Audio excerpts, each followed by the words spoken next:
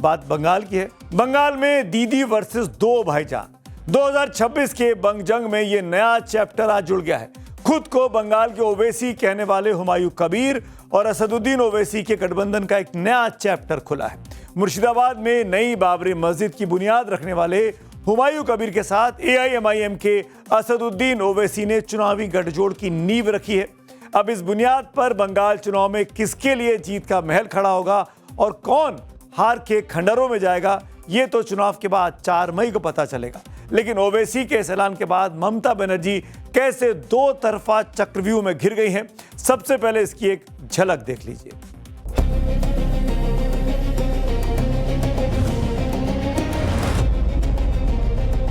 हाथों की लकीरों पे मत जाए गालिब, नसीब उनके भी होते हैं जिनके हाथ नहीं होते। ओवैसी किसी मेले में बिछड़े हुए जुड़वा भाई की तरह है भाजपा के साथ। सिचुएशन बहुत खराब है ममता जी के लिए।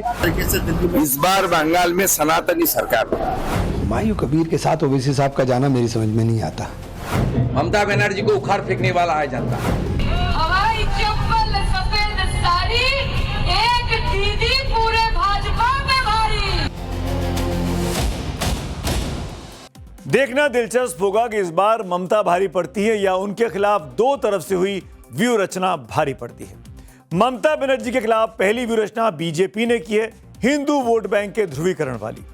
दूसरा चक्रव्यूह अब हुमायूं कबीर और ओवैसी ने गठबंधन का ऐलान करके रच दिया है, क्योंकि इस सियासी मेल का मकसद मुस्लिम वोटों को दीदी के खिलाफ लामबंद करना माना जा रहा है।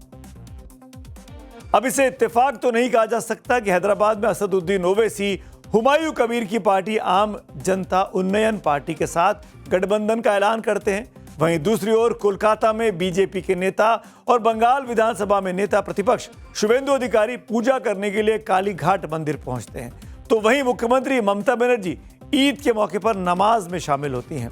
वैसे भी चुनावी राजनीति में टाइमिंग और मैसेजिंग का बहुत अहम रोल होता है। शुभेंदु अधिकारी के मंदिर दर्शन की मैसेजिंग भी बहुत ही क्रिस्टल क्लियर है और हुमायूं कबीर और ओवैसी के गठबंधन का मैसेज भी बहुत ही क्लियर कट माना जा रहा है। बंगाल चुनाव अब मजहबी ध्रुवीकरण के रंग में रंगता जा रहा है, लेकिन ममता बनर्जी को टीएमसी ऐसी फाइटर दीदी नहीं कहती आई है। दीदी ने भी इन दोनों चक्रव्यूह को तोड़ने वाले तीर अभी से चलाने लगे। आगे बढ़ने से पहले इसकी एक बानगी जरा देखिए।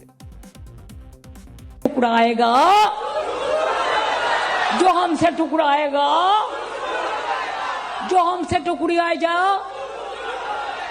আর একটা বলে যাই পাঞ্জাবিদের শায়রি, साल फारूसी को तमन्ना, साल फारूसी को तमन्ना आज हमारा दिल में है, देखते हैं जोड़ किसका बाजुए कतिल में है।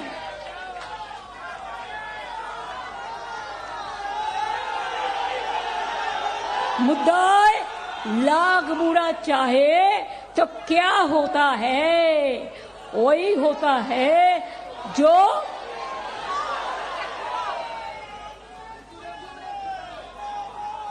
क्या है बोलिए, जो मंजूरे खुदा होता है।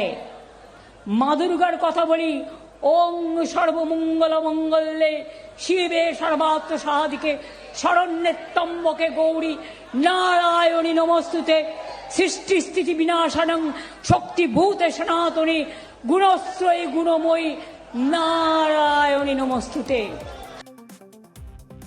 ममता बनर्जी के भाषण का ये अंश उनकी इलेक्शन स्ट्रेटेजी की सैंपलिंग है। वो खुद भी बोल रही है, मां दुर्गा भी है। हिंदुत्व के मुद्दे पर बीजेपी के शुभेंदु अधिकारी फ्रंट फुट पर खेल रहे हैं। वहीं बाबरी के नाम पर मुसलमानों को ममता से दूर करने में लगे हुमायूं कबीर की जनता उन्नयन पार्टी से असदुद्दीन ओवैसी की एआईएमआईएम का गठबंधन होना ममता के लिए कोई अच्छी चीज नहीं है। 2 दिन बाद 25 मार्च को बैरिस्टर ओवैसी और हुमायूं कबीर साथ साथ प्रेस कॉन्फ्रेंस कोलकाता में करेंगे। असदुद्दीन ओवैसी की एआईएमआईएम और हुमायूं कबीर की जनता उन्नयन पार्टी बंगाल की 182 सीटों पर मिलकर ताल ठोक सकती है। एआईएमआईएम बीरभूम, मुर्शिदाबाद और मालदा की 8 सीटों पर चुनाव लड़ेगी। लेकिन इस गठबंधन को लेकर तरह तरह के दावे भी अब किए जा रहे हैं। ঠান্ডার মধ্যে আমাদের এমপিরা প্রতিবাদ করেছে।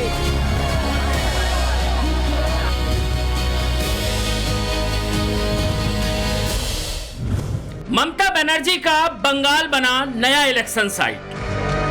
ओवैसी की डायरेक्ट एंट्री के बाद पॉलिटिकल फाइट अब और टाइट। ओवैसी ने रखा क्या तर्क, टीएमसी नेता क्यों बोले नहीं पड़ेगा कोई फर्क। मजलिस इत्तेहादुल मुस्लिमीन ने ये फैसला लिया है कि मगरबी बंगाल में हुमायूं कबीर साहब की जो पार्टी है उनके साथ मजलिस इत्तेहादुल मुस्लिमीन एक अलायंस करेगी और मजलिस के उम्मीदवार उस अलायंस का हिस्सा बनकर हम मगरबी बंगाल के इलेक्शन में हिस्सा लेंगे। असल ओवैसी और बंगाल के ओवैसी बने हुमायूं का चुनावी दांव। क्या सच में बंगाल से उखड़ेंगे ममता दीदी के सियासी पांव? बंगाल के चुनावी दंगल पर किसकी क्या राय? असदुद्दीन ओवैसी ने हुमायूं कबीर से मिलकर बंगाल में बाबरी का कनेक्शन जोड़ा। क्या सच में ममता बनर्जी की चौथी बार बंगाल विजय वाली हसरतों पर पानी फेरा? बंगाल में कोई फर्क नहीं पड़ता है। बीजेपी कम्युनल पार्टी, वो एक कम्युनल पार्टी, इसमें कोई फर्क नहीं पड़ता है। हम इंसान के साथ हैं, 24/7 सारा साल करते हैं। तो यहाँ पर हमारे कोई फर्क नहीं पड़ता कौन किसके साथ क्या कर रहा है। ये सब बीजेपी फंडिंग है। कौन आ रहा है, कौन नहीं आ रहा है, किधर हो रहा है, कैसे क्या कर रहा है, वो जाने, उनका काम जाने, हमें अपने से मतलब है। अर्जुन को मछली की आंख दिखती थी, हमें भी आंख दिखती है। बंगाल में अगर मुस्लिम वोट बटेगा तो किसकी हार का पर्चा कटेगा? भले ही तुम कितनी भी क्यों ना ताकत लगा लो बंगाल में, क्योंकि बंगाल का हिंदू आज जान चुका है अगर हमें बंगाल में रहना है तो हमें भगवा सरकार को ही जिताना है। क्योंकि बांग्लादेशी मुसलमानों को ममता बनर्जी अपने वोट बैंक का बढ़ाने के चक्कर में पूरे बंगाल को सर्वनाश कर रही है। बंगाल में ध्रुवीकरण वाला खेला, अपना वोट बैंक कैसे बचाएगी ममता बनर्जी? 2026 में आपको दिखाएगा और ये नाम याद रखिएगा, ममता बनर्जी बंगाल की नारी, हवाई चप्पल सफेद साड़ी, एक नारी 100 पे भारी। आगे बढ़े उसके पहले बंगाल में आखिरकार मुस्लिम वोट क्यों इंपॉर्टेंट है? बंगाल में तकरीबन 30% मुस्लिम वोट है। 2010 के बाद से ही बंगाल में मुस्लिम वोटर टीएमसी का कोर वोट बैंक रहा। ममता बनर्जी की जीत की हैट्रिक में जो पिछले 3 चुनाव उन्होंने जीते, उसमें मुस्लिम वोटरों की भूमिका सबसे बड़ी रही। बंगाल के चुनावी नतीजे भी इस बात के गवाह हैं। 2011 में ममता बनर्जी के लिए बंगाल के मुसलमानों ने लेफ्ट से किनारा कर लिया था और 2021 में बंगाल के मुसलमानों ने ममता के लिए कांग्रेस का साथ भी छोड़ दिया था। अब देखने वाली बात यह होगी कि 2026 में, यानी अभी जो चुनाव हो रहे हैं, उसमें बंगाल के मुसलमान हुमायूं कबीर और ओवैसी के गठबंधन या फिर ममता बनर्जी की पार्टी में से किसको चुनते हैं। अगर पिछले विधानसभा चुनाव के नतीजों पर गौर करें तो आपको जानकर आश्चर्य होगा, बंगाल में जहां पर 15% से अधिक मुसलमान हैं, ऐसी 85 मुस्लिम बहुल सीटों में उनमें टीएमसी ने 2021 में 75 सीटें जीती थी, यानी 88% सीटों पर टीएमसी जीतती है। वहीं 101 सीटें ऐसी है जहां पर 30% से ज्यादा मुसलमान वोटर हैं। इनमें टीएमसी ने 97 सीटें हासिल की, मतलब 96% सीटों पर टीएमसी जीतती है। और जिन 47 सीटों पर 50% से अधिक मुस्लिम वोटर हैं, उन सभी 47 सीटों पर टीएमसी जीती थी 2021 में, यानी 100% का स्ट्राइक रेट, यानी मुसलमानों की पहली पसंद दीदी रही है। अब इस बार क्या होगा, यह देखने वाली बात होगी, क्योंकि हुमायूं कबीर ओवैसी गठबंधन उसी मुस्लिम वोट बैंक को तोड़ने की कोशिश करेंगे। हुमायूं कबीर तो कह चुके हैं कि बंगाल में अगर सीएम नहीं तो पहली बार मुस्लिम डिप्टी सीएम बनेगा। ओवैसी का ट्रैक रिकॉर्ड की बात कर लेते हैं। असदुद्दीन ओवैसी का पार्टी का ट्रैक रिकॉर्ड देखें तो बिहार में 2020 में जो विधानसभा चुनाव हुए उसमें एमआईएम को 5 सीटें मिली थी, और अभी जो पिछले साल चुनाव हुए 2025 में, तो वो 5 सीटों पर ही रहे।